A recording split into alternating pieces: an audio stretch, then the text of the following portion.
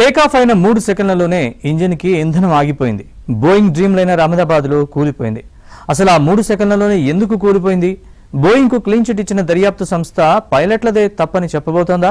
నివేదికపై పైలట్లు ఎందుకు మండిపడుతున్నారు?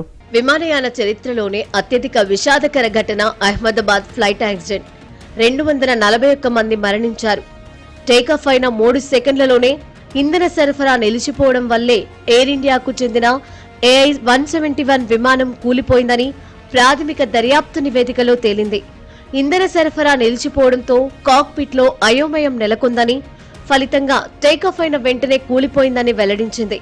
ఇంధన సరఫరాను ఎందుకు ఆపావని మెయిన్ పైలట్ ప్రశ్నించగా తాను ఆపలేదని కో పైలట్ సమాధానమివ్వడం కాక్పిట్ వాయిస్ రికార్డర్లో నమోదైంది.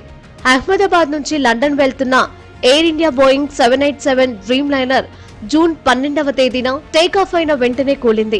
విమానం ఆసుపత్రి హాస్టల్ పై కూలిపోవడంతో 29 మంది మృతి చెందారు. ఈ ప్రమాదంపై 15 పేజీల ప్రాథమిక నివేదికను విమాన ప్రమాదాల దర్యాప్తు బ్యూరో విడుదల చేసింది. అయితే ఇంజిన్లకు ఇంధన సరఫరా నిలిచిపోవడానికి కారణమైన ఇంధన స్విచ్లు ఎందుకు కటాఫ్ మోడ్ లోకి వచ్చాయన్న వివరాలను నివేదిక వెల్లడించలేదు. దీంతో పాటు బోయింగ్ 787-8 విమానాల ఆపరేటర్లపై ఎటువంటి చర్యలను AAIB సిఫారసు చేయలేదు. బోయింగ్ కంపెనీకి క్లీన్ చిట్ ఇస్తూ తప్పు పైలట్లదే అనేలా రిపోర్ట్ ఉంది.